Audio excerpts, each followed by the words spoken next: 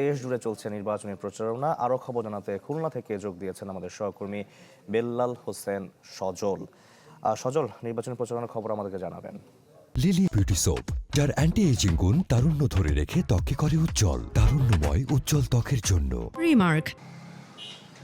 শাকিল, সময়ের সাথে সাথে যে নির্বাচনের উত্তাপ সেটি কিন্তু শহর জুড়ে বাড়ছে। আমরা দেখছি যে সকাল থেকে রাত পর্যন্ত প্রার্থীরা তাদের যে নির্বাচনী এলাকাগুলো রয়েছে সেখানে প্রচার প্রচারণা চালাচ্ছেন, গণসংযোগ করছেন, লিফলেট বিতরণ করছেন। তারা যদি বিজয়ী হন কী ধরনের কাজ করবেন সেই প্রতিশ্রুতিগুলো দিচ্ছেন। আমরা এই মুহূর্তে আছি খুলনা ৩ আসনে। এখানে ৩ আসনে আমরা দেখতে পাচ্ছি ইসলামী আন্দোলনের প্রার্থী মাওলানা আউয়াল সাহেব, তিনি যে নির্বাচনী প্রচার প্রচারণা সেটি কিন্তু করছেন এবং তিনি নির্বাচিত হলে কী ধরনের কার্যক্রম করবেন সেই প্রতিশ্রুতিগুলো কিন্তু জনগণকে দিচ্ছেন। এর আগেও আমরা দেখেছি খুলনার যে সিটি মেয়র নির্বাচন সেখানেও কিন্তু তিনি প্রতিদ্বন্দ্বিতা করেছিলেন এবং দ্বিতীয় হয়েছিলেন। পাশাপাশি তিনি আমরা দেখছি যে সকাল থেকেই যে গোয়ালখালী কবরস্থান এলাকা রয়েছে, বাস স্ট্যান্ড এলাকা রয়েছে, সেই সব এলাকায় প্রচারণা করছেন এবং এর আগে আমরা দেখেছি যে বিএনপির প্রার্থী নজরুল ইসলাম মঞ্জু তিনি কিন্তু খুলনা ২ আসনেও প্রচারণা করেছেন এবং নানা ধরনের যে প্রতিশ্রুতি সেগুলো কিন্তু দিয়ে যাচ্ছেন। এবং খুলনা যে এই ৩ আসন, যে আসনটিতে আমরা রয়েছি সেই আসনটিতে প্রায় ১০ জন প্রার্থী প্রতিদ্বন্দ্বিতা করছেন। সেখানে বিএনপির প্রার্থী রয়েছেন রকিবুল ইসলাম বকুল, রয়েছেন জামাতের যে মহানগরের আমির মাহফুজুর রহমান, তিনিও এখানে প্রতিদ্বন্দ্বিতা করছেন। পাশাপাশি ইসলামী আন্দোলনের প্রার্থী রয়েছেন, তিনিও শক্ত অবস্থানে রয়েছেন। বলা যায় যে এই জায়গাটিতে এর আগে মনোজন সুফিয়ান আওয়ামী লীগের আমলে এমপি ছিলেন, সংসদ সদস্য ছিলেন। তারপর থেকে যে রকিবুল ইসলাম বকুল, তার অবস্থানটাও এখানে বেশ শক্ত অবস্থানে রয়েছেন এবং ইসলামী আন্দোলনের প্রার্থী যেহেতু তিনি এর আগেও নির্বাচন করেছেন, সিটি নির্বাচন করেছেন, সেহেতু তার একটা পরিচিতি রয়েছেন।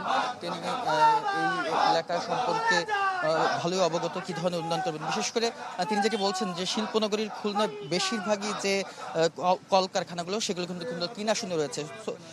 এই ৩ আসনে যে শিল্প কলকারখানা সেগুলো এখন প্রায় বন্ধ। প্রায় তিনি যদি নির্বাচিত হন সেই কলকারখানাগুলো আবার কিন্তু চালু করবেন বলে প্রতিশ্রুতি দিন। তো সব মিলে শাকিল এই ছিল আমার কাছে নির্বাচনী প্রচার। সজল, আপনাকে ধন্যবাদ। দর্শক, আমরা এবার যাব ব্রাহ্মণবাড়িয়ায়। সেখান থেকে যুক্ত হয়েছেন প্রকাশ দাস। প্রকাশ, আপনি কোন আসনে আছেন, সেখানকার নির্বাচনী প্রচারণার খবর আমাদের জানাবেন।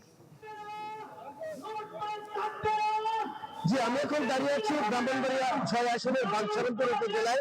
মূলত বাঞ্ছারামপুর উপজেলার বড়বাজার মাঠে আজ এই আসনের যিনি জামাত ইসলাম মনোনীত প্রার্থী রয়েছেন মোহাম্মদ মহসিন, তার সমর্থনে কিন্তু এক বিশাল নির্বাচনী জনসমাবেশের আয়োজন করা হয়েছে এবং এই জনসমাবেশে কিন্তু কিছুক্ষণ আগে বাংলাদেশ জামাত ইসলামের সেক্রেটারি জেনারেল মিয়া পারওয়ান প্রধান অতিথি হিসেবে উপস্থিত হয়েছেন এবং আর কিছুক্ষণ পরে কিন্তু তিনি সভাপতি প্রধান অতিথি হিসেবে বক্তব্য রাখবেন। তো আপনাকে জানিয়ে রেখে এই সমাবেশকে ঘিরে কিন্তু আজ সকল থেকে নেতা কর্মী সহ যারা 11 দলীয় জোট যে নেতাকর্মী রয়েছে তাদের মধ্যে উচ্ছ্বাস এবং উদ্দীপনা রয়েছেন। তারা জেলার বিভিন্ন স্থান থেকে দলে দলে নেতা কর্মীদের নিয়ে কিন্তু তারা সমাবেশ স্থলে যোগ দিয়েছেন এবং আপনি কিন্তু দেখতে পাচ্ছেন এই সমাবেশ স্থলে কিন্তু নারীদের কিন্তু ব্যাপক উপস্থিতি রয়েছে এবং এইখানে কিন্তু দলীয় নেতা কর্মী ছাড়াও যারা এলাকার সাধারণ ভোটার রয়েছেন তারাও কিন্তু উপস্থিত রয়েছেন।